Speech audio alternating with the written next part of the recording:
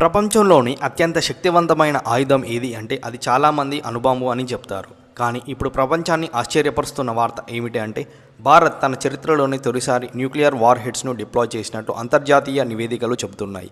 ఇది కేవలం ఒక సైనిక నిర్ణయం కాదు, ఇది ప్రపంచాన్ని భారత్ పంపిన ఒక స్పష్టమైన సందేశం. అసలు డిప్లాయ్ చేసిన న్యూక్లియర్ వార్ హెడ్ అంటే ఏమిటి? భారత్ అణు విధానంలో నిజంగా మార్పులు వస్తున్నాయా?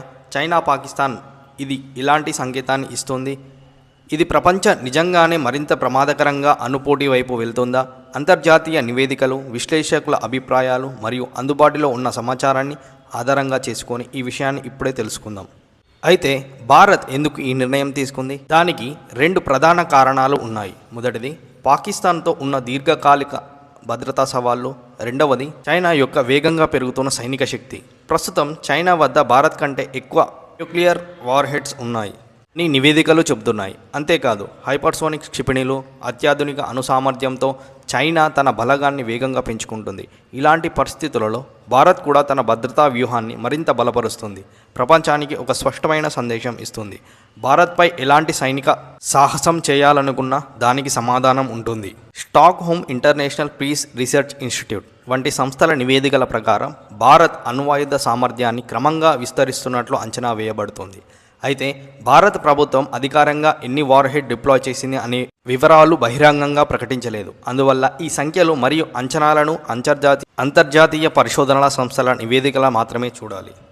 విశ్లేషకుల అభిప్రాయం ప్రకారం భారత్ ప్రధానంగా పాకిస్తాన్ను దృష్టిలో ఉంచుకొని తన అణు నిరోధక శక్తిని అభివృద్ధి చేస్తున్నప్పటికీ ఇటీవలి సంవత్సరాలలో చైనా యొక్క పెరుగుదల, సైనిక సామర్థ్యాలు కూడా భారత్ వ్యూహాత్మక ప్రణాళికపై ప్రభావం చూపుతున్నాయని భావిస్తున్నారు. నిపుణుల అభిప్రాయం ప్రకారం అణ్వాయుధాలను కలిగి ఉండటం కంటే వాటిని సమర్థవంతంగా ప్రయోగించగల సాంకేతిక వ్యవస్థలు, క్షిపణుల మరియు రక్షణ సామర్థ్యాల మరింత ముఖ్యమైన అంశాలుగా మారుతున్నాయి.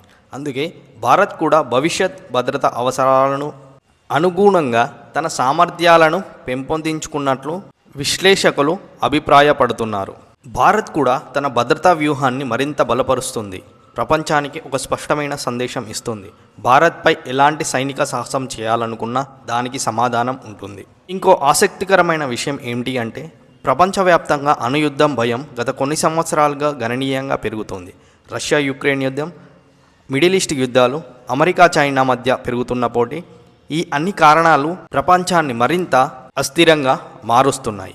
చాలామంది నిపుణులు చెబుతున్న విషయం ఒకటే, భవిష్యత్తులో దేశాలు తమ రక్షణ వ్యవస్థలను మరింత బలోపేతం చేసుకునే అవకాశం ఉంది. భారత్ తీసుకున్న ఈ నిర్ణయం కూడా అదే దిశలో ఒక అడుగుగా భావిస్తున్నారు. కాబట్టి భారత్ న్యూక్లియర్ వార్ హెడ్స్ను డిప్లాయ్ చేయడం అనేది ఒక కేవలం ఆయుధాల సంఖ్య గురించి కాదు, ఇది ఒక వ్యూహాత్మక సందేశం. శాంతిని కాపాడాలంటే దేశం బలంగా ఉండాలని భారత్ నమ్ముతోంది. అందుకే ప్రపంచానికి చెబుతోంది, మేము యుద్ధం కోరము, కానీ దేశ భద్రత విషయంలో ఎప్పుడూ సిద్ధంగానే ఉంటాము. అయితే మీ అభిప్రాయం ఏంటి? భారత్ ఈ నిర్ణయం సరైనదేనా, లేక ప్రపంచంలో ఆయుధ పోటీ మరింత పెరుగుతోందా? కామెంట్లో మీ అభిప్రాయాన్ని తప్పకుండా తెలియజేయండి. వీడియో నచ్చితే లైక్, షేర్ అండ్ సబ్స్క్రైబ్ చేయండి. ఇంకా ఇలాంటి జియోపాలిటిక్స్ మరియు డిఫెన్స్ విశ్లేషణలు కోసం ఛానల్ని సబ్స్క్రైబ్ చేసుకోండి. జై హింద్.